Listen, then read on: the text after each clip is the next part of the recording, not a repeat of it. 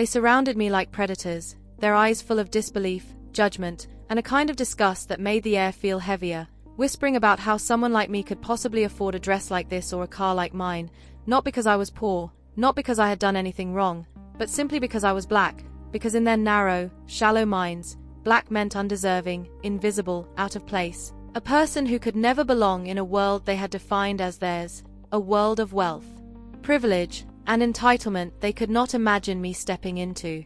What they didn't know was that 3 weeks earlier, my father, Lawrence Bennett, had died suddenly in his office, a quiet, brilliant man who had built a $30 billion tech empire from scratch, starting in a small garage in the 1980s, living modestly, avoiding the spotlight, and raising me alone after my mother passed when I was 5. He had taught me everything I knew about work, about integrity, about earning your place in the world, about never relying on handouts, and about carrying yourself with dignity even when others tried to diminish you. I grew up attending public schools, working my way through college on scholarships, paying my own way through law school, taking loans, juggling part-time jobs, learning that nothing worth having comes easy, that character matters more than status, and that respect is earned through effort and kindness, not inherited wealth. On that morning in the attorney's office, staring at the folders filled with legal documents, I learned I was my father's sole heir, inheriting every single company, stock, property, and asset he had built over decades, and the number hit me like a thunderbolt, $30 billion. My heart raced. My mind spun. I was 29, still paying off student loans, still living in a small apartment, and now the weight of an empire rested entirely on me. And yet, none of it mattered in that moment. What mattered was the hole in my life where my father had been, the absence of his guidance, his voice, his presence. The attorney reminded me that the news would become public in exactly 7 days, and until then, it had to remain completely confidential. I signed the papers, my hand moving automatically across page after page, but my mind remained frozen on the hospital room, on the moment I learned he was gone, on the crushing silence of his absence. 2 days later, a text appeared from Brittany Henderson, someone I had gone to college with but barely knew. "Hey, having a get-together at my lake house this weekend. You should come. Bring someone if you want." I almost ignored it. My father had just died. I was drowning in grief, sitting alone in my apartment surrounded by his belongings, his glasses, his books, his jacket still hanging by the door, every corner echoing loss. But I needed a distraction. I needed to feel human, even for a few hours, to step out of the suffocating silence of my apartment, to breathe. I replied simply, "I'll be there."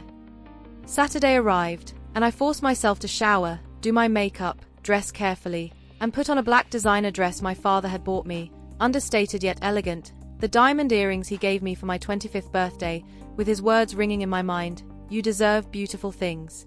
Never let anyone make you feel otherwise." I got into his Mercedes, another gift I had always felt self-conscious driving, fearing whispers and judgment, but that day it felt like armor, a shield against grief and against the world. The drive to the lake house stretched on, the sunset painting the sky in shades of purple and orange, my mind torn between sorrow and the anticipation of facing people I didn't know, people who had no reason to care about me. When I arrived, my stomach dropped. This wasn't a casual gathering. This was a mansion, an estate brimming with people dressed in gowns worth more than some apartments, tailored suits, a live orchestra, champagne towers, and valet parking. Hundreds of white faces, and me, alone, black, in their midst. Every eye found me. Every whisper cut like a knife. Brittany's smile froze. "Oh, you actually came," she said, as if my presence were a mistake, as if I had no right to exist there. Her friends whispered, laughed, sized me up, pointed at my dress, my earrings, my car, questioning how I could possibly afford it, implying I was pretending, lying, stealing, faking. Then Jeffrey Lancaster, a billionaire venture capitalist, stepped forward, cold and accusatory. "Are you in the right place?" he demanded. I told him I was invited. Brittany shrugged. I didn't think she'd actually come. The circle grew.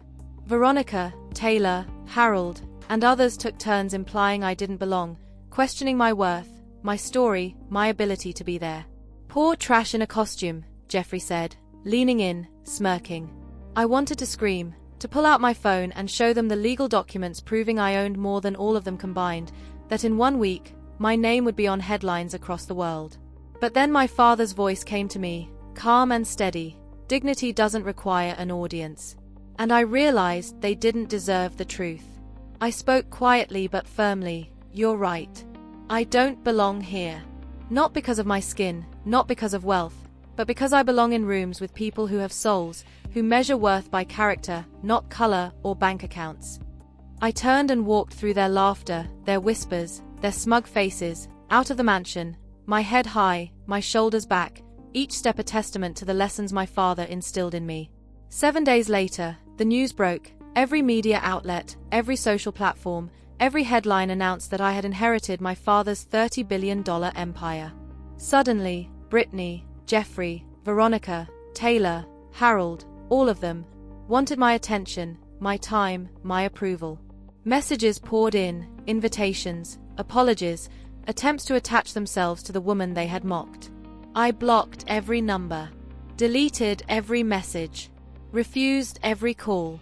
I took control of my father's companies, hired a team I trusted, started scholarship funds for underprivileged students of color, invested in community programs in neighborhoods like the one he grew up in, and surrounded myself with people of substance, integrity, and vision.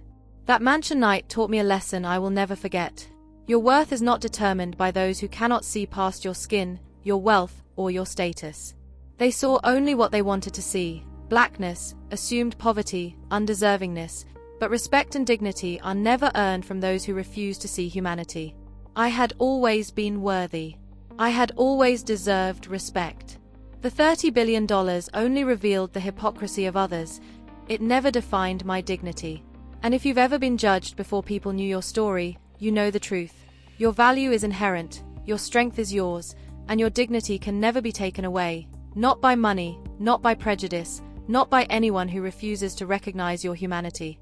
Every step I took, every decision I made, every investment, scholarship, and act of giving became my way of honoring my father and rewriting what it means to inherit more than money, to inherit strength, integrity, and the power to build a world where character matters more than appearances. And I will never forget it.